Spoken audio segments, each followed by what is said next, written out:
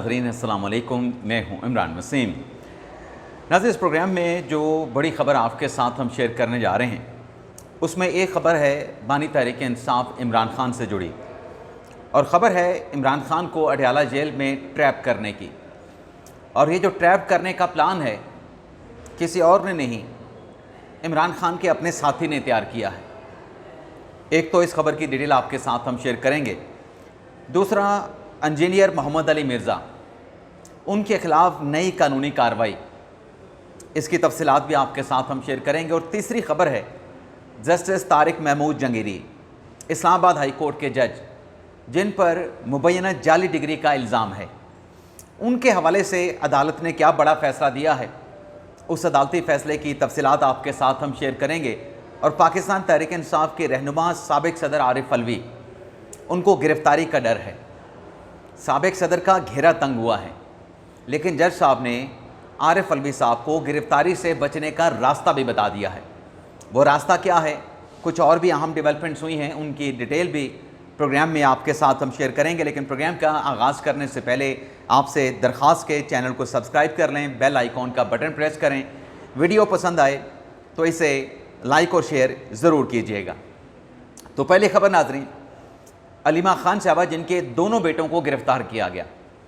शेर शाह का 8 दिन का जिस्मानी रिमांड दिया गया, और जो दूसरे बेटे हैं शाहरेज़ खान, उनका 5 दिन का जिस्मानी रिमांड दिया गया। तो शेर शाह को 5 दिन का जिस्मानी रिमांड मुकम्मल होने पे आज लाहौर की ATC अदालत में पेश किया गया। प्रोसिक्यूशन की तरफ से उनके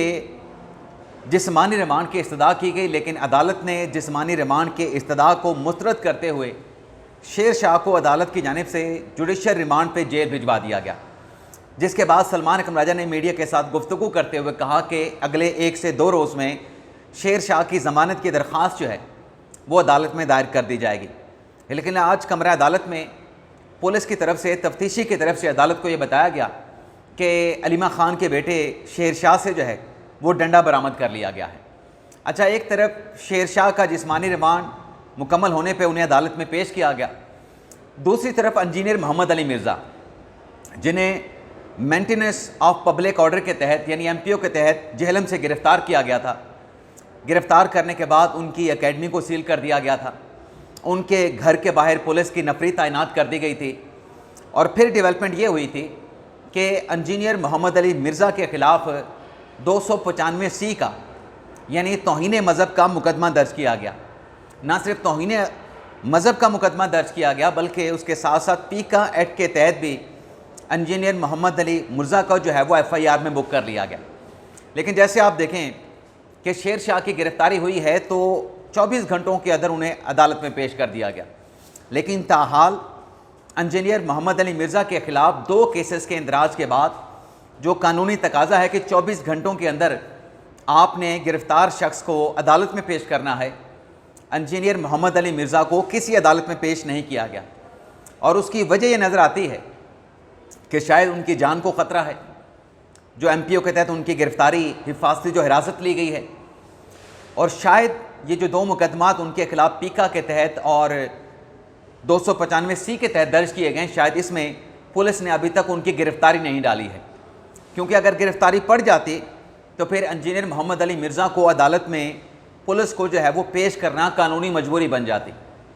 तो ये भी है कि अभी तक इंजीनियर मोहम्मद अली मिर्ज़ा को मुकदमात के इंदराज के बाद किसी अदालत में पेश नहीं किया गया है। अब आते हैं पाकिस्तान तहरीक इंसाफ के सीनियर रहनुमा और साबिक सदर आरिफ अलवी साहब, जिन्होंने सिंध हाई कोर्ट से रुजू किया था कि गिरफ़्तारी का डर है और नेशनल साइबर क्राइम एजेंसी की जानिब से उनके ख़िलाफ़ और उनके अहल खाना के 12 अफराद के ख़िलाफ़ जो है वो कार्रवाई का आगाज़ किया गया। अकाउंट जो थे उनको फ्रीज़ किया गया। तो NCCI की उस कार्रवाई के ख़िलाफ़ एक रिट पटिशन आरिफ अलवी साहब ने सिंध हाई कोर्ट में दायर की। सिंध हाई कोर्ट की अदालत ने रिट पटिशन पे समाअत करते हुए एक तो नेशनल साइबर जो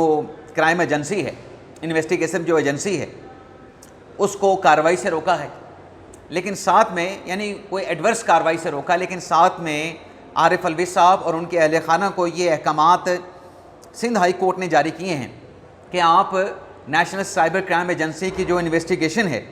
उसको ज्वाइन करें मुतलका तफ्तीशी के बुलाने पे उनके सामने पेश हों, क्योंकि नेशनल साइबर क्राइम एजेंसी के तफ्तीशी का ये कहना है कि जो आरिफ अलवी साहब हैं या उनकी फैमिली के बाकी जो लोग हैं उन्हें बुलाया गया, नोटिस किया गया, लेकिन वो पेश नहीं हुए। और ये आरिफ अलवी के ख़िलाफ़ जो है तौहीने मज़हब की कार्रवाई यानी पीका एक्ट के तहत जो है वो मुकदमा दर्ज किया गया है। लेकिन आरिफ अलवी साहब की लीगल टीम का कहना है कि जुर्म नहीं बनता, जिस पे जज साहब ने कहा, अदालत ने कहा कि अगर जुर्म नहीं बनता तो फिर आपको भागने की ज़रूरत नहीं, और अगर आपको गिरफ्तारी का डर है, गिरफ्तारी का ख़दशा है, तो आप अदालत से हिफाजती ज़मानत ले सकते हैं। लेकिन आपको जो तफ्तीश है, जो इन्वेस्टिगेशन है, उसको आपको ज्वाइन करना पड़ेगा। अब देखते हैं, आरिफ अलवी साहब की अपनी एप्रीहेंशन के मुताबिक उनका घेरा तंग है, गिरफ्तारी का ख़तरा है, लेकिन देखते हैं कि वो हिफाजती ज़मानत के लिए कब अदालत से रुजू करते हैं। लेकिन सिंध हाई कोर्ट ने इस केस में national cyber crime investigation agency से केस की समाअत करते हुए, कार्रवाई से रोकते हुए 21 अक्टूबर तक जो है वो रिपोर्ट तलब कर ली है। अब आ जाते हैं बानी तहरीक इंसाफ इमरान खान से जुड़ी जो अहम खबर है, जिसमें मामला ये है कि इमरान खान साहब को कैसे पार्टी की तरफ से, अहम शख्सियत की तरफ से ट्रैप किया जा रहा है। नाज़रीन, कुछ अर्सा पहले इमरान खान साहब ने पार्टी के सेक्रेटरी जनरल राजा साहब को कहा था कि मुलाकातों में जो बंदिश, जो रुकावट आ रही है और जो सहूलियात जो है वो नहीं मिल रहे, आप इस पे चीफ जस्टिस याहिया अफरीदी से बात करें। तो पीटीआई के ज़राए बताते हैं कि इमरान खान साहब को के इस हुक्म पे उनको ये बताया गया कि ये पटिशन राजा साहब ने सुप्रीम कोर्ट में दायर कर दी है, लेकिन हमारी इतलात के मुताबिक ऐसी कोई पटिशन जो है वो सुप्रीम कोर्ट में फ़ाइल नहीं की गई। उसके बाद अली मीन गंडापुर साहब ने इस्लामाबाद हाई कोर्ट से रिजू किया था कि इमरान खान के साथ मुलाकात करनी है तो इस्लामाबाद हाई कोर्ट हुक्म दे। तो इस्लामाबाद हाई कोर्ट ने अली मीन गंडापुर की मुलाकात का हुक्म दिया था।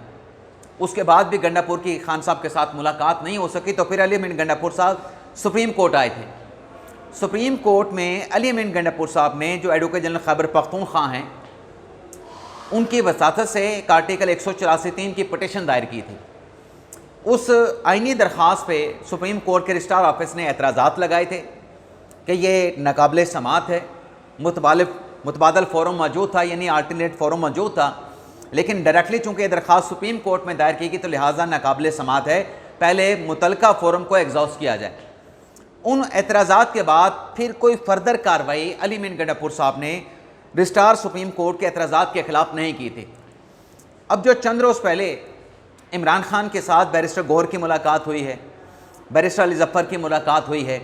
बाकी पीटीआई के रहनुमाओं की, इमरान खान की हमशीरगान की मुलाकात हुई है, इमरान खान साहब ने एक मरतबा फिर हुक्म दिया है कि आप गंडापुर साहब जो हैं वो चीफ जस्टिस याहिया अफरीदी से रिजू करें और मुलाकात के मामले पे उनसे ऑर्डर हासिल करें, और मुझे जो KPK के पॉलिसी मैटर्स हैं, जो मफाद आमा के मैटर्स हैं, उनसे मुतल्लिक गंडापुर आके जो है वो आगाह करें। तो इमरान खान साहब के इस हुक्म के बाद अब होना तो ये चाहिए कि या तो जो इस्लामाबाद हाई कोर्ट का फ़ैसला है उस पर दोबारा इम्प्लीमेंटेशन के लिए इस्लामाबाद हाई कोर्ट में पटिशन दायर होती, या फिर इस्लामाबाद हाई कोर्ट के फ़ैसले के ख़िलाफ़ सुप्रीम कोर्ट में आर्टिकल 185(3) की अपील फ़ाइल करते। लेकिन यहाँ पे अब ये किया जा रहा है कि वो रजिस्ट्रार ऑफिस के एतराज़ात जिनको इम्पोज किए महीने गुजर चुके हैं, हफ्तों गुजर चुके हैं, उसके ख़िलाफ़ अब चैम्बर अपील जो है वो तैयार की जा रही है। और चैम्बर अपील में कहा जा रहा है कि ये जो रजिस्ट्रार ऑफिस ने इमरान खान के साथ मुलाकात के हवाले से दायर की गई जो आइनी दरख्वास्त है, उस पर जो एतराज़ात लगाए हैं वो एतराज़ात बिला जवाज़ हैं, तो लिहाजा उन एतराज़ात को रिमूव किया जाए और खान का साहब के साथ मुलाकात का बंदोबस्त किया जाए। नाज़रीन, जो समर वेकेशंस हैं, अदालती जो गर्मियों की छुट्टियाँ, उसका इख्तिताम हो रहा है। अब खान साहब ने हुक्म तो दे दिया कि चीफ जस्टिस याहिया अफरीदी से मुलाकात करें, लेकिन खान साहब शायद कानूनी मामलात को इतना करीब से नहीं समझते। हालांकि करना ये चाहिए। गंडापुर साहब को ये पटिशन कल भी आई थी, लेकिन उस पर अथॉरिटी लेटर नहीं था, तो एतराज़ लगा के वापस कर दी गई। आज दोबारा से दायर करने की कोशिश की जा रही है, लेकिन बेहतर ये होता, मुनासिब ये होता कि जब पहले एतराज़ात लग चुके हैं कि आप डायरेक्टली सुप्रीम कोर्ट में नहीं आ सकते, तो इनको दोबारा से हाई कोर्ट में जाना चाहिए था। लेकिन ऐसा लगता है कि इमरान खान के सामने एक कागजी रिपोर्ट पेश करने के लिए या ज़ुबानी तौर पे इमरान खान साहब को सेटिस्फाइड करने के लिए कि आपके हुक्म पे हमने सुप्रीम कोर्ट में दरख्वास्त दायर कर दी है, और वो दरख्वास्त क्या है? चैम्बर अपील है। और ऐसी चैम्बर अपीलों में 99% जो है रजिस्ट्रार ऑफिस के जो एतराज़ात हैं वो बरकरार रहते हैं। तो मेरी नज़र में तो ये हाई कोर्ट का केस बनता था, लेकिन दोबारा से अब सुप्रीम कोर्ट में चैम्बर अपील फाइल करने जा रहे हैं। तो चलें ठीक है, अगर खान साहब को खुशी करना है, खान साहब की सेटिस्फेक्शन ही मतलूब है, तो हम क्या कह सकते हैं। इसके साथ साथ नाज़रीन,